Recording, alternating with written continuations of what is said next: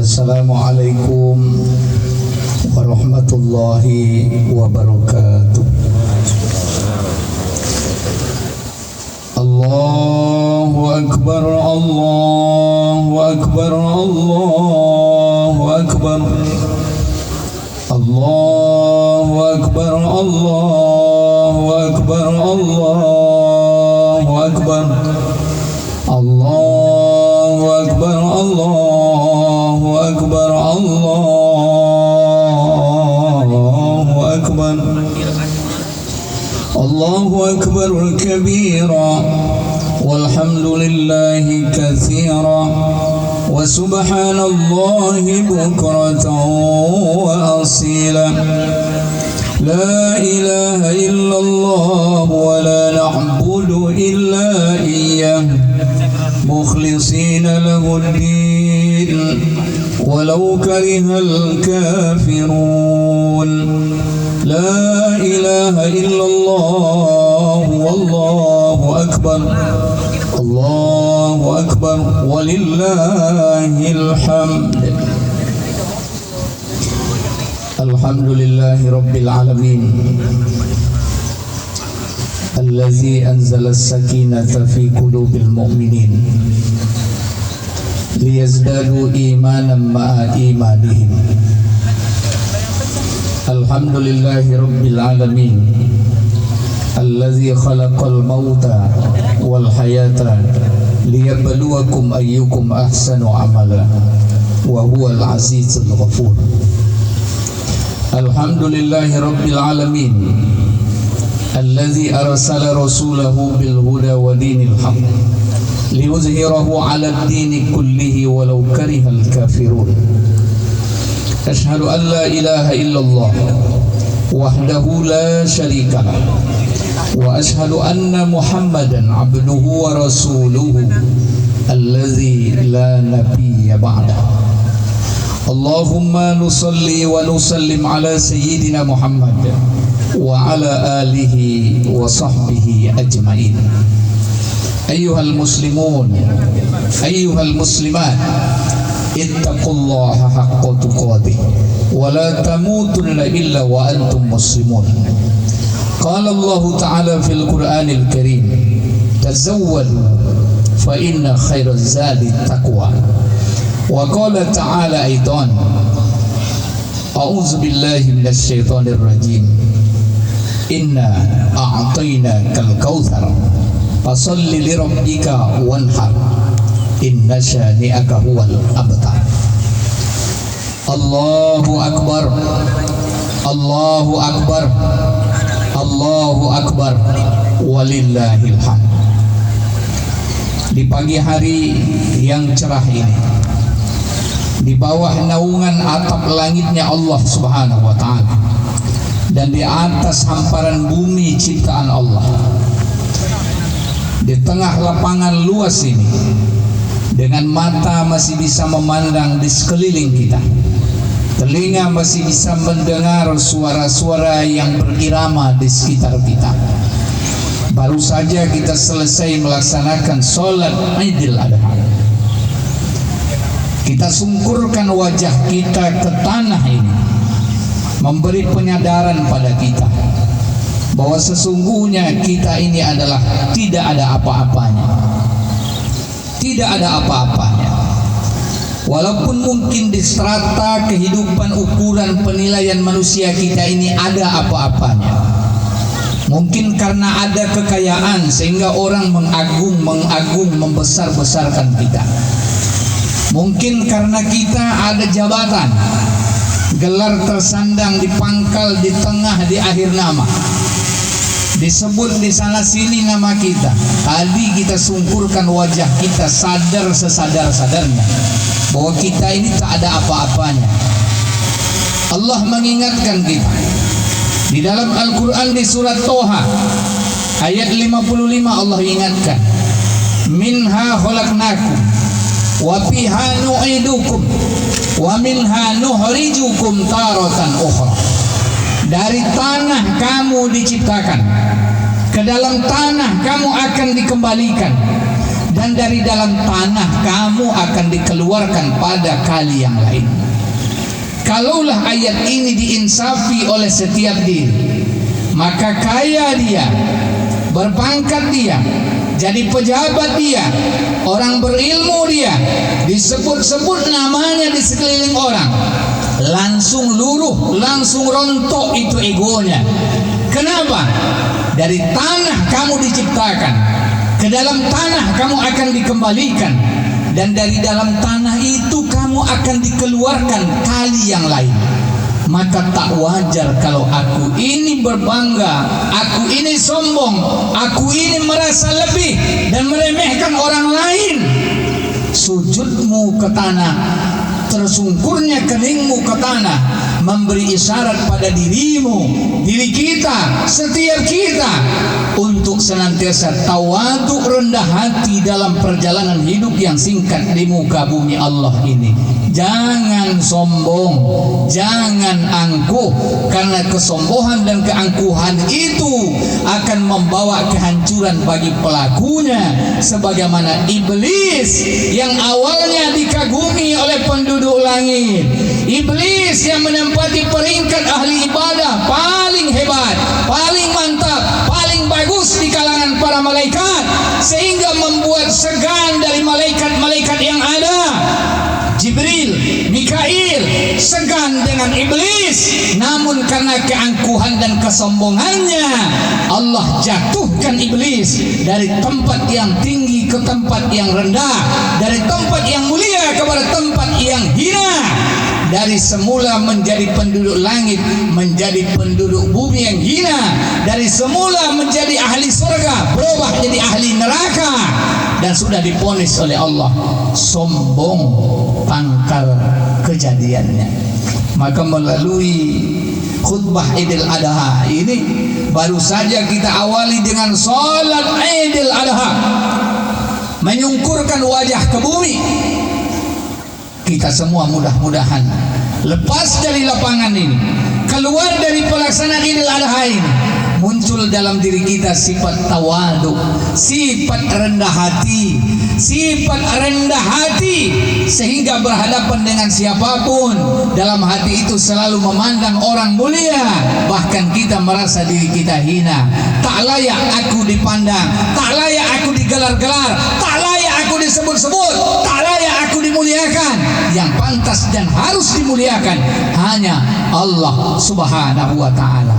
Ini hakikat pertama yang kita bawa di Idul Adha 1441 Hijriah ini, 2020 Masehi ini. Yang pertama yang harus kita lakukan adalah tawadhu, yaitu rendah hati. Kita harus rendah hati. Walaupun Allah titipkan, alhamdulillah Allah titip kita akal sehat, sehingga ada orang yang tak sehat akalnya. Allah titipkan pada kita kesehatan, sehingga ada orang tak sehat. Allah titipkan harta benda, Allah titipkan pangkat jabatan. Kita hanya bisa berucap, kita hanya bisa berkata alhamdulillahirabbil alamin. Segala puji hanya milik Allah Subhanahu wa ta'ala. Segala puji hanya milik Allah Subhanahu wa ta'ala. Kalaupun ada puja-pujian dari orang-orang yang ada di sekeliling terhadap saya, tapi puja-pujian itu tak ada artinya buat diri saya, karena yang pantas dipuja dan dipuji hanya Allah Subhanahu wa ta'ala. Kalau ini sudah lekat dalam diri, insya Allah aman pergaulan sesama kita dan tercatat mulia kita di hadapan Allah Subhanahu wa ta'ala. Allahu Akbar, Allahu Akbar, Allahu Akbar, walillahil hamd. Inilah warisan pertama yang khotib sampaikan. Jadilah orang yang senantiasa tawadhu, senantiasa rendah hati. Dengan cara apa? Jangan caranya harta saling bersaing, jangan cara pangkat saling bersaing, tapi bersainglah dalam tawadhu, mendekatkan diri kepada Allah Subhanahu wa ta'ala. Minha khalaqnakum wa fiha nu'idukum wa minha nukhrijukum taratan ukhra. Dalam surat Toha ayat 55, dari tanah kami ciptakan kamu, ke dalam tanah kami kembalikan kamu, dan dari dalam tanah akan kami keluarkan kamu pada kali yang lain. Warisan kedua Idul Adha. Baru saja kita melaksanakan salat Idul Adha. Diawali tadi salatnya dengan membaca tasbih, tahmid, takbir. Di rakaat pertama kita baca 7 kali, rakaat kedua kita baca 5 kali. Diselang-seling dari setiap gerakan kita baca takbir. Ini apa maksudnya? Jadilah orang yang dawamuz zikir. Jadilah orang yang selalu berkekalan dengan zikir. Ingat, zikir artinya ingat. Zikir artinya menyebut. Orang yang ingat, orang yang menyebut, orang yang menyebut, orang yang ingat. Ketika dia menyebut Allah, dia ingat Allah. Ketika dia mengatakan Allahu Akbar, dia sadar Allah Maha Besar. Ketika dia mengucap Alhamdulillah, dia sadar segala puji bagi Allah. Ketika dia mengucap Subhanallah, Maha Suci Allah, dia sadar Allah yang Maha Suci. Intinya apa? Dawamuz zikir. Hari ini kehadiran virus corona COVID-19 menghebohkan dunia sampai ke kita ini, mengganggu stabilitas sosial kehidupan kita, mengganggu beragam acara kita. Sadar enggak kita? Bagi orang yang berzikir kepada Allah, bentengnya sudah terikat kuat mengelilingi dirinya. Banyak zikir. Umat Islam penuh dengan zikir. Umat Islam penuh dengan doa. Abdul zikri la ilaha illallah wa abdul doa alhamdulillah. Seutama-utama zikir la ilaha illallah, seutama-utama doa alhamdulillah. Pertanyaannya, berapa kali kita zikir la ilaha illallah dalam sehari semalam? Berapa kali kita baca alhamdulillah sehari semalam? Allah sudah jamin, barang siapa yang berzikir mengucap la ilaha illallah, berarti itu adalah kalam aku dan itu adalah aku. Ketika dia mengucapkannya, maka dia berada dalam penjagaanku, dan kalau dia sudah berada dalam penjagaanku, maka aman ia dari azabku, dari murkaku, kata Allah. Di dalam kitab Lubabul Hadis, Imam As-Suyuti, Jalaluddin As-Suyuti mengungkapkan hal tersebut dalam Fadilatul La ilaha illallah Muhammadur Rasulullah. Cuma hari ini banyak yang nggak mau la ilaha illallah, banyak yang nggak mau mengucap alhamdulillah. Lebih banyak lagi cerita sana cerita sini, lebih banyak kita ngomong sana ngomong sini daripada mengucap la ilaha illallah. Bahkan disebutkan oleh Rasulullah, barang siapa mengucapkan la ilaha illallah 100 kali setiap hari, maka besok dari kiamat ia akan datang kepada Allah Ta'ala dengan wajah seperti bulan purnama. Hadis Rasul. Maka yang kedua, jadikan Idul Adha tahun ini membuat perubahan pada diri, zikir lebih banyak, sehingga menghadapi beragam permasalahan dalam hidup ini ada benteng buat kita, ada penjagaan buat kita, ada cantolan untuk nyandar buat kita. Hari ini kenapa umat ini banyak risau, resah, gelisah dengan beragam alasan?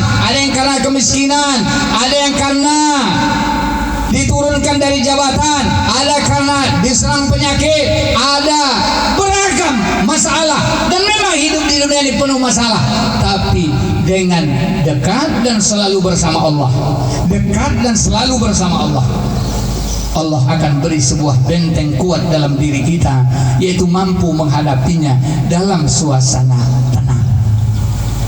Covid lah, beragam masalah lah, tapi orang beriman cepat nyandarnya kepada Allah Subhanahu wa ta'ala. Lisannya selalu mengatakan la haula wala quwwata illa billahil aliyil azim. Allahu akbar, Allahu akbar, Allahu akbar, walillahil hamd. Kaum muslimin dan muslimat, jamaah salat Idul Adha yang saya cintai karena Allah, yang mudah-mudahan kita semua di dunia dikumpulkan dalam ridhonya, besok di akhirat dikumpulkan Allah hendaknya kita di dalam surganya. Amin ya rabbal alamin. Yang ketiga, warisan Idul Adha 1441 Hijriah ini adalah kita ambil bagaimana kita harus menjadikan Allah di atas segala-galanya dalam kehidupan ini. Kalau hari ini kita berimpak kurang, perhatian terhadap agama kurang, bersemangat dalam jihad di jalan Allah kurang, berdakwah kurang, yang besar adalah masalah dunia dengan segala perhiasannya padahal akan kita tinggalkan.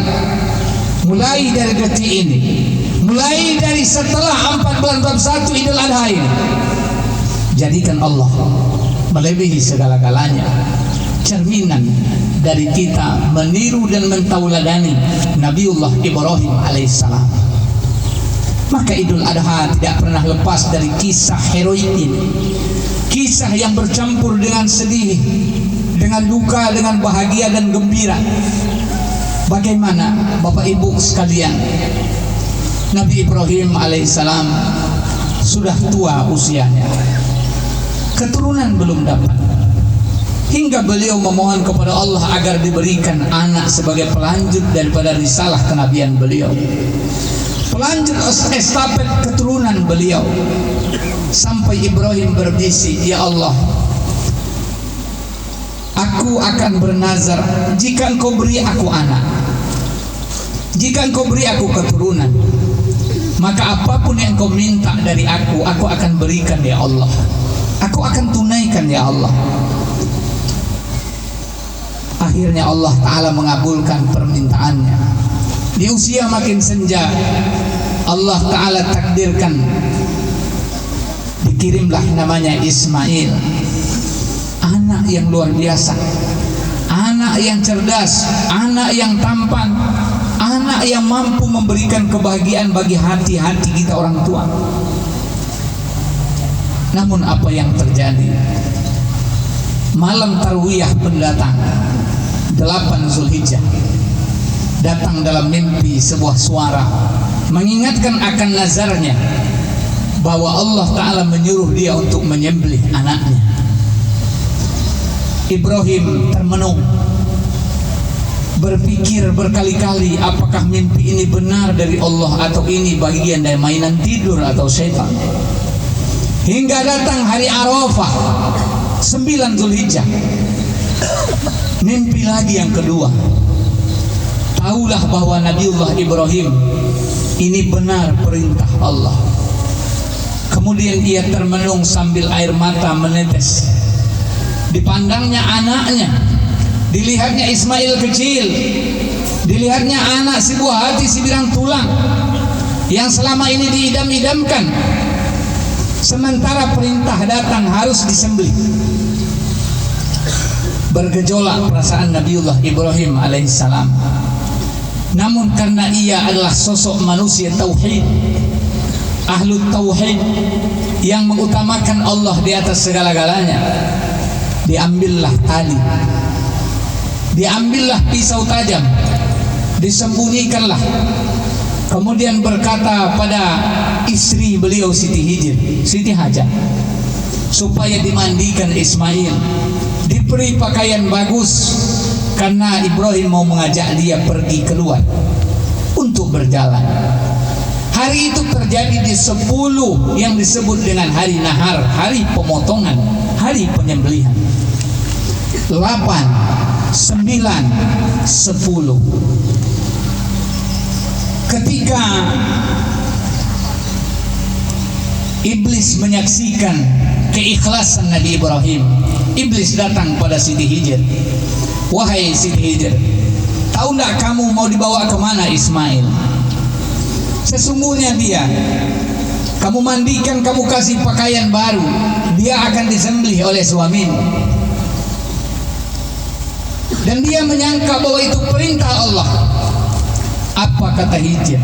Kalau itu perintah Allah, jangankan Ismail, aku pun siap untuk disembelih oleh Ibrahim. Allahu Akbar, Allahu Akbar, Allahu Akbar, walillahil hamd. Iblis gagal. Maka iblis datang kepada Ismail. Wahai Ismail, kamu ini sedang dalam masa bermain, tapi ayahmu hendak menyembelih kamu, mengikatmu dan menyembelih kamu. Lalu Ismail mengambil batu, kemudian melempar iblis ini. Kalau itu perintah Allah, tidak masalah. Yang penting aku sabar menghadapinya. Kemudian iblis datang kepada Ibrahim. Demikian juga Siti Hijir didatangi iblis, Ismail didatangi iblis, Ibrahim didatangi iblis. Iblis sama caranya, sama godaannya. Intinya adalah menggagalkan dari perintah Allah, menggagalkan dari kewajiban kepada Allah. Namun semua tidak bisa. Akhirnya iblis dilempar Ismail sampai dalam satu riwayat pecah mata iblis. Dan ini syariat dari melontar jumrah bagi jamaah haji di sana. Maka hakikat orang melempar jumrah, melempar iblis. Jangan sampai iblis dilempar dengan batu di luar, tapi iblis dimanja-manja dalam diri kita. Iblis dibesar-besarkan dalam hati kita. Seorang muslim harus paham dengan sebuah kaifiat agama, kaifiat cara beribadah. Karena di balik setiap ibadah ada hikmah besar yang terkandung. Tidak hanya sekadar perintah polos saja. Di sana ada nasihat-nasihat yang apabila diambil menjadi manfaat bagi setiap diri dalam mengarungi kehidupan dunia ini. Hanya orang yang jauh dari agama lah yang akan sesat perjalanannya dan susah mendapatkan kebahagiaan dunia dan akhirat. Tidak bisa mendapatkan hikmah dari sebuah peristiwa yang ada. Akhirnya Ibrahim alaihissalam dikatakan kepada anaknya, wahai anakku Ismail, ayah bermimpi nak, diperintahkan menyembelih kamu wahai anak. Ayah minta pemikiranmu bagaimana anakku. Hal ini difirmankan Allah di surat As-Saffat ayat 102. A'udzubillahi minasyaitonirrajim. Falamma balagha ma'ahu sa'ya qala ya bunayya inni ara fil manami anni azbahuka fanzur maza tara. Qala ya abati if'al. Ya abati if'al ma tu'mar satajiduni insyaallah minas sabirin. Ibrahim berkata, tak kala anaknya berusia sanggup berusaha bersama beliau.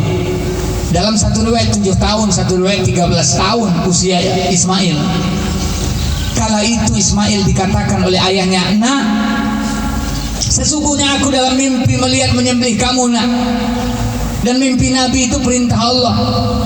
Bagaimana pendapatmu wahai anakku? Ismail alaihissalam menjawab, ya abati, wahai ayahku sayang, kerjakanlah ya apa yang diperintahkan ayah. Nanti aku akan sabar menghadapinya ayah. Namun sebelum ayah menyembelih aku, tolong ya. Ini satu riwayat. Tolong ya, ikat tanganku agar aku nanti tidak menyakiti ayah ketika pisau menggorok leherku. Dan ayah, harap mukaku ayah hadapkan ke tanah sehingga ayah tidak bisa melihat wajahku, dan palingkan wajah ayah. Kemudian pisaunya tajamkan ya. Kemudian riwayat lain disebutkan, jangan ayah ikat tanganku, jangan ayah ikat tanganku. Kemudian buka baju ayah, jangan sampai nanti baju ayah kena darahku yang menyebabkan ayah selalu merasa terhadap keadaan aku. Kemudian buka bajuku ya, kasihkan sama ibu nanti. Kemudian ayah larang emak untuk anak-anak seusia aku datang ke rumah, karena akan mengingatkan kesedihan ini pada ibu. Dan jika ayah melihat anak seusia aku, maka jangan ayah pandang lama-lama, nanti membuat ayah menjadi sedih. Peristiwa ini diabadikan bagaimana spektakulernya dua insan yang memiliki Tuhan yang sama, yang memiliki rasa kasih sayang yang sama, yang dibina dalam naungan tauhid yang sama. Mereka siap menjalani sebuah perintah, yang perintah itu bukan hanya korban harta, bukan korban keringat, bukan korban akal, bukan hanya memberikan infak sedikit daripada pangkat jabatan kita untuk menunaikan perintah Allah, tapi mengorbankan nyawa yang menyudahi dari seluruh etape kehidupan di dunia ini. Tapi bagi orang-orang yang sudah bulat tauhidnya dengan Allah, yang sudah menjadikan Allah di atas segala-galanya, jangankan hartaku, jangankan pangkatku, jangankan segala yang kumiliki ini, nyawaku pun aku siap berikan kepadamu ya Allah. Ini ucapan tauhidnya seorang mukmin. Pertanyaannya, sudahkah hadir itu dalam tiap diri kita? Sudahkah hadir ketika panggilan Allah datang kepada kita, sami'na wa ta'na? Sudahkah datang kepada kita satu ketegasan ketika Allah Ta'ala minta, hei manusia, hei umat Islam, berinfaklah di jalan Allah, serahkan hartamu, berikan hartamu untuk perjuangan agama Allah. Jawab kita apa? Sami'na wa ta'na atau sami'na wa asayna? Kami dengar, kami taati, atau kami dengar, kami durhakai? Keduanya ada dalam Al-Quran. Sami'na wa ta'na ucapan orang beriman, kami dengar, kami taat ya Allah. Sami'na wa asayna ucapan orang Yahudi, kami dengar, kami durhakai ya Allah. Yang mana kita pilih? Hei yang punya pangkat, hei yang punya jabatan, engkau dipercaya oleh Allah Ta'ala mengurusi urusan umat ini. Sudahkah kamu jalankan urusanmu itu untuk menegakkan agama Allah, atau kamu halangi manusia dari jalan Allah ketika Allah perintahkan, hei amir, hei umara, hei pemimpin, berlaku adillah kalian, jangan zalim, tegakkan agama Allah, berantas kemaksiatan kemungkaran. Sudahkah kalian jalankan, atau kalian berlindung di balik lidah-lidah yang tak bertulang, yang di sana kalian bisa bermain dengan hukum, bermain dengan perkara-perkara yang dapat memenangkan dirimu di dunia, tapi menyengsarakan kamu di akhirat kelak? Wahai umara, jawab sami'na wa ata'na atau sami'na wa asayna, kami dengar atau kami durhakai. Ingat, dari tanah kamu diciptakan, ke dalam tanah kamu akan dikembalikan, dan dari dalam tanah kamu akan dikeluarkan. Kita hidup singkat, hanya permainan sementara saja.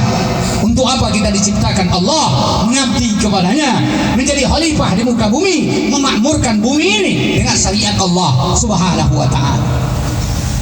Wahai yang punya ilmu, wahai yang punya kesehatan, ketika Allah Ta'ala minta ilmu, Allah minta sehatmu untuk menegakkan agama Allah, adakah kamu katakan sami'na wa ata'na, atau kamu mengatakan sami'na wa asayna? Intinya Allah yang menyeru, kita yang menjawab. Jawaban tergantung kepada pribadi kita. Maka akhirnya Ibrahim membaringkan anaknya, pisau pun digorokkan ke leher Ismail.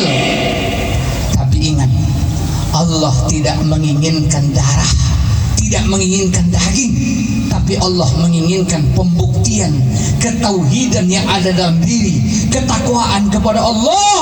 Itu yang diinginkan Allah. Maka tak kala mereka sudah menyerah untuk penyembelihan itu, Allah Ta'ala selamatkan Ismail. Allah ganti dengan kibas. Kemudian Ismail berdiri di samping Nabi Ibrahim. Lalu datang malaikat Jibril mengucapkan, Allahu Akbar, Allahu Akbar, Allahu Akbar. Dijawablah oleh Nabi Ibrahim, La ilaha illallah, Wallahu Akbar.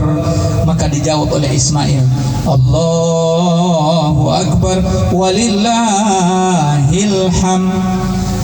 Selesailah sebuah prosesi besar membuktikan keimanan yang utuh kepada Allah Subhanahu wa ta'ala. Maka kalau hari ini syariat ibadah korban, menyembelih kibas, kambing, onta, sapi, kerbau, Jangan lupa, renungkan jugalah pengorbanan sebelum kita. Kalau mereka dulu mengorbankan nyawanya, hari ini hanya diminta mengorbankan sapi, binatang ternak. Itu pun untuk kesejahteraan bagian kehidupan kita. Sapi dipotong, hewan ternak dipotong, hasilnya untuk kita juga menikmatinya dengan enak. Maka alhamdulillah, bagi yang sudah memiliki kemampuan, berkorbanlah. Berkorbanlah, buktikan bahwa kita mencintai Allah dengan memberikan pengorbanan. Tidak nyawa kita saat ini diminta, tapi jika Allah minta, saya siap. Tapi jika Allah minta, kami siap. Begitu komitmen seorang muslim. Kalau hari ini Allah minta korban sapi, korban kerbau, korban kambing, korban unta, kami siap. Tapi satu ketika agama Allah meminta, hei umat Islam, wajib jihad. Hei umat Islam, kalian wajib perang di jalan Allah. Maka orang beriman mengatakan sami'na wa ata'na. Ini ketika syarat sudah lengkap, rukun sudah lengkap, ketika keadaan sudah harus terwujud.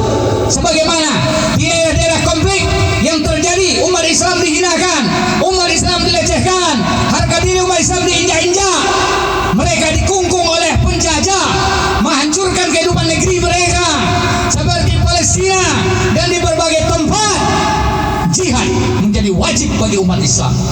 Tapi untuk kita dengan kondisi tenang, bukan berarti jihad tidak wajib, tapi jihad wajib dalam bentuk lain. Meningkatkan dakwah, amar ma'ruf nahi mungkar, meningkatkan pembangunan masjid, berjihad dengan harta, berjihad kita dengan berbagai tulisan yang kesemuanya ruh, gelora, semangat Nabi Ibrahim membuncah dalam diri setiap muslim untuk menegakkan agama Allah sebagai pembuktian cintanya kepada Allah Subhanahu wa ta'ala. Kalau tidak, bohong, munafik kita. Allah jelaskan dalam Al-Quran,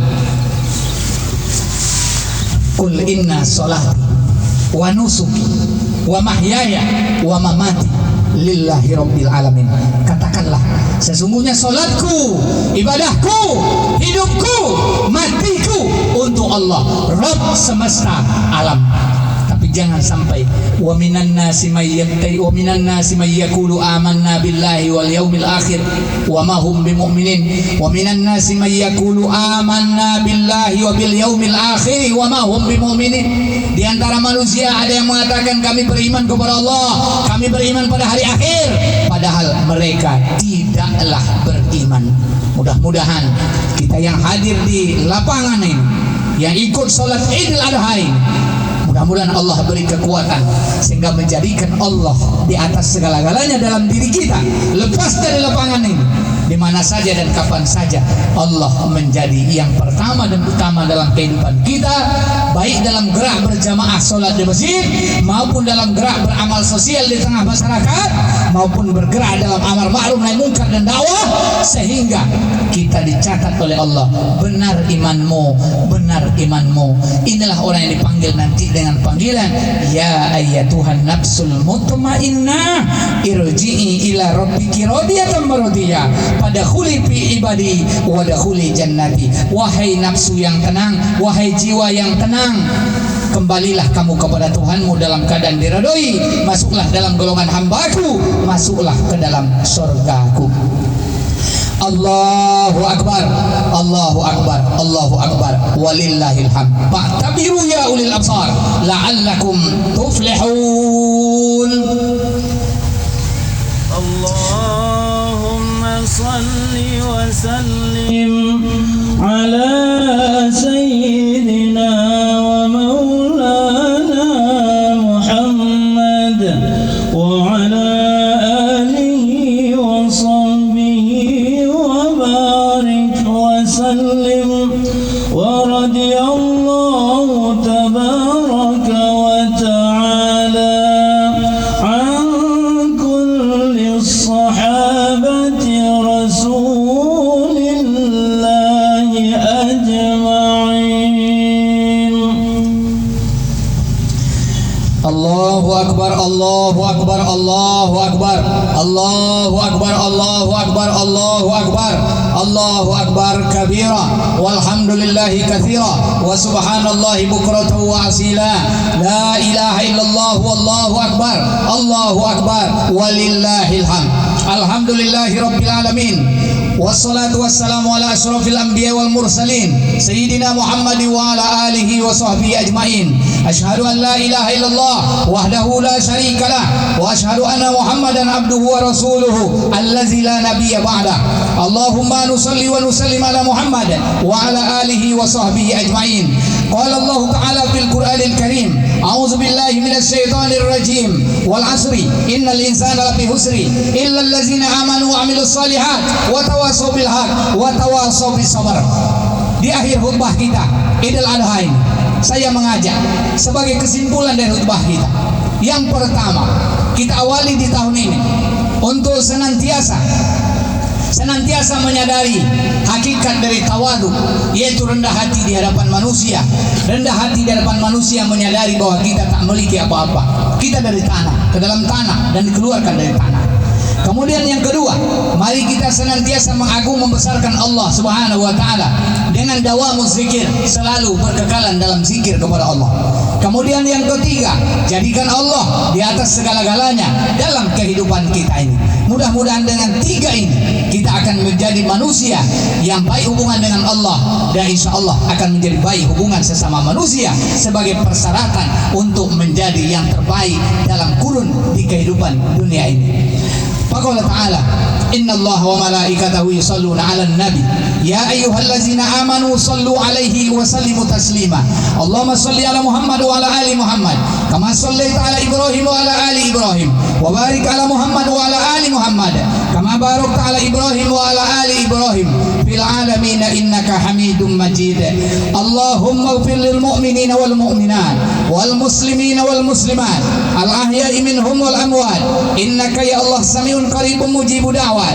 Amin ya qadiyal hajat.